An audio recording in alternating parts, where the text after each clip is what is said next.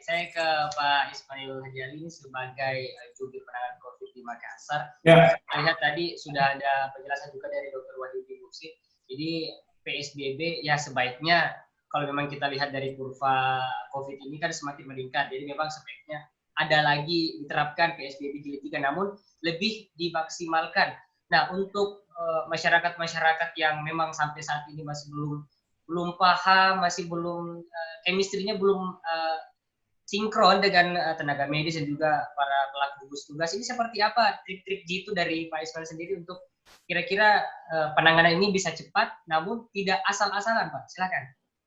Ya, jadi memang melaksanakan PSBB itu bukan hanya dari sisi masyarakatnya yang harus tapi pemerintah juga harus mempersiapkan diri. Ya. Nah, syarat-syarat PSBB itu kan ada 4-5 ya yang harus dipenuhi. Walaupun saat ini syarat-syarat itu kita sudah laksanakan ya, malah sudah dinikmati oleh masyarakat. Salah satunya menyiapkan sarana dan prasarana kesehatan yang memadai. Ya. Ruang perawatan, ruang isolasi yang kita sudah bekerja sama dengan pihak pemerintah provinsi atau gugus tugas COVID di provinsi. Nah, tadi juga tentu kita punya tenaga medis yang cukup untuk melakukan rapid tracing atau pemeriksaan semua. Nah, yang paling penting tadi itu, yang pertama syaratnya itu karena pandemi yang pandemi kita itu yang terjadi peningkatan ya, dan adanya epidemiologi yang berkaitan dengan mungkin kewilayahan kita. Kan kemarin gua sudah selesai juga kan, walaupun dia hanya satu tahapan ya. Nah, tentu ini memberikan pembelajaran buat kita yang Makassar kemarin lakukan ketiga, dan kemarin kita keluar ya, bukan peraturan wali kota nomor 21 itu tidak dilanjutkan, tapi perwalinya masih tetap ada. Belum ada begitu, Pak ya? Iya, jadi Perwali 21 itu memang aturan pelaksananya kan dibuat lagi keputusan wali kota. Nah, itu yang tidak diperpanjang kan. Nah, tapi Perwali ini kalau memang kondisinya tidak harus memaksa kita untuk tahap ketiga, kan Perwali sudah siap. Untuk itu tinggal dibuatkan keputusan wali kota. Kalau sekiranya hasil evaluasi dan monitoring kita ini dalam beberapa hari, kalau itu harus kembali ke tahap PSBB tahap 3 ya. Nah, yang saat ini kan yang dilaksanakan itu Perwali nomor 31 tahun 2020 tentang pedoman pelaksanaan protokol kesehatan. Yang kalau kita lihat daripada substansi daripada Perwali ini sebenarnya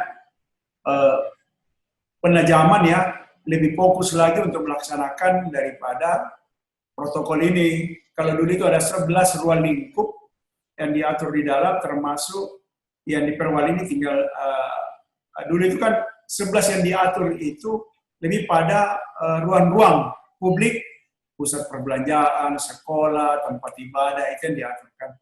Nah, di Perwali ini lebih fokus pada bagaimana protokol kesehatan itu dilaksanakan dengan 8 ruang lingkup yang diatur di dalam tadi. Bagaimana umpamanya sekolah kalau dibuka, tempat ibadah dibuka, itu. Nah, kalau di PSBB itu bagaimana mengatur pergerakan orang, betul-betul di situ namanya PSBB ini kan berskala besar ya, pembatasan sosial berskala besar. Jadi berarti memang aktivitas kita itu dibatasi. Ya. Dan intinya di dalam PSBB itu adalah pembatasan pergerakan orang sebenarnya. Nah, ada yang bertanya, loh ini PSBB tempat-tempat layanan apa lagi namanya? Seperti mall ditutup, rumah ibadah ditutup. Ya itulah. Karena kalau itu dibuka tentu orang berkumpul. Ya, nah, saat ini kalau kita lihat kan ada pelonggaran, tapi di Perwali ini diatur bagaimana masyarakat bisa mempedomani daripada protokol kesehatan itu secara konsisten. Nah, tetapi itu masker, jaga jarak, dan cuci tangan. Nah, itulah sebenarnya salah satu cara untuk memutus mata rantai, untuk memutus penyebaran COVID-19 ini. Karena saat ini yang banyak terjadi perpindahan itu, penyebaran itu dari orang ke orang. Kalau dulunya ada klaster-klaster yang ada. Orang dari luar kan permulanya yang bawa masuk ke Kota Makassar. Di klaster ini berkembang. Datang keluarganya, pindah ke keluarganya. Datang kerabatnya, pindah ke kerabatnya. Saat ini bukan lagi orang dari luar, tapi di internal kita. Masyarakat Kota Makassar ini ya tidak secara sadar berinteraksi, orang yang mungkin tidak menyadari dirinya terpapar, berkeliaran ke sana kemari menjadi carrier daripada COVID-19 ini. Ya kalau dia jelas-jelas ada gejala sakit di tubuhnya, ya tentu dia akan cari, dia akan berobat kemana, ke rumah sakit. Jelas ya. Yang khawatirnya ini kan orang tanpa gejala ini, ke sana kemari, masuk warkop, masuk di mall, orang di sekitarnya, makanya kita diberi pedoman COVID ini, protokol COVID kesehatan ini dengan menggunakan masker.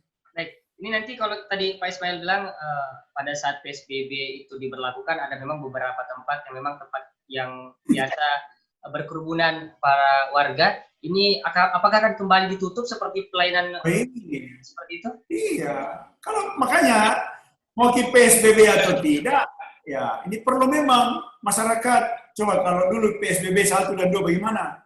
Ya. Begitu ketatnya kita melakukan pergerakan. Ya, tentu tempat-tempat yang tadi yang selama ini beberapa hari ini kita sudah ada yang mungkin masyarakat sudah merasa bebas mau kemana ke toko kan. Tapi kan tetap itu protokol kesehatannya, masker itu kan menjadi kewajiban kita ya. Jadi di Perwali 31 itu memang ditekankan 3 poin ini. Jangan lupa masker, jangan lupa jaga jarak dan cuci tangan. Walaupun di sebelumnya itu kan banyak, bukan hanya masyarakat secara persorangan yang merasa kalau tinggal di rumah begitu tertekan ya. Ya, tadinya bebas kemana-mana, mau pergi olahraga, mau pergi nongki-nongki kemana, ke mall, mau ke warkop. Nanti ini kan ditutup semua lagi kembali. Yang boleh buka hanya 11 bidang usaha yang melayani kebutuhan pokok, kebutuhan pangan kita, kebutuhan dasar kita. Nah, kira-kira kan pernah kita rasa, kira-kira mau kembali ke situ. Nah, mudah-mudahan para pemirsa Selebes TV ini, ayo yang makin masuk PSBB, tapi bukan hanya pemerintah bilang PSBB, kita menentukan masyarakat kita. Ya, karena pernah dirasa, bagaimana semua serba terbatas. Ya, walaupun saat ini dan ke depannya kita tidak tahu kapan ini mau berakhir ini pandemi di COVID ini, karena sampai saat ini, mungkin Pak Dokter Wahidi tadi sampaikan, belum ada obatnya sampai saat ini. Walaupun di sana-sini sudah ada ya beberapa perguruan tinggi, termasuk dari luar negeri, katakan sudah menemukan, mudah-mudahan, dan kita terbebas dari COVID-19 ini. Baik, terima kasih Pak Ismail. Saya ke Dr. Wahyudi Muksid, selaku Humas Ikatan Dokter Indonesia. Ini saya minta closing statement untuk memang masyarakat ini bisa lebih teratur, bisa lebih perhatian untuk kesehatannya Pak, karena memang kalau kita lihat tenaga medis ini adalah garda terdepan yang memang menjembatani penyakit ini agar tidak tertular untuk masyarakat-masyarakat lainnya. Silakan Dr. Wahyudi. Ya, kami dari Ikatan Dokter Indonesia Kota Makassar bersama seluruh IDI se-Indonesia tidak bosan-bosannya mengatakan bahwa kalau kita naik mobil saat ini kita baru di 3. Ya. Kalau mobil ada 5, berarti kita baru di gigi 3. Tidak akan pernah ada kata-kata puncak kalau masyarakat tidak sadar.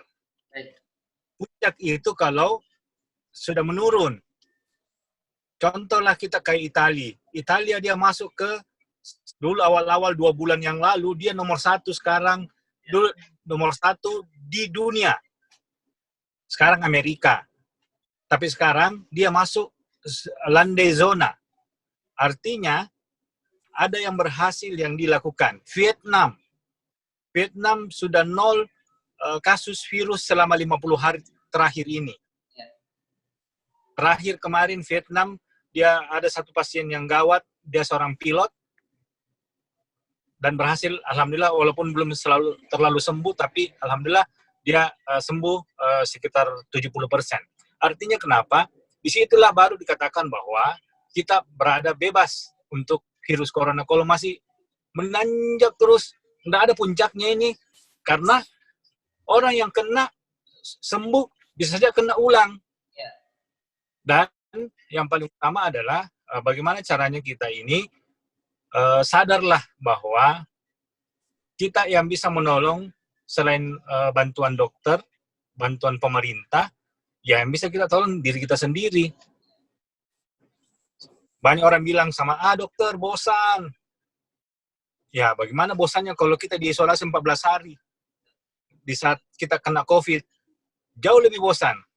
Nah, saat ini kami dari dokter dan seluruh para medis memohon kepada semua masyarakat ikuti protap yang sudah ditetapkan oleh pemerintah, karena pemerintahlah yang mengatur semua regulasi kita.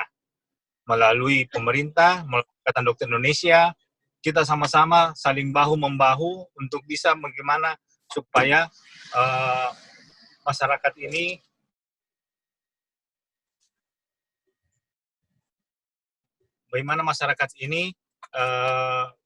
paham bahwa corona ini bukan virus kaleng-kaleng.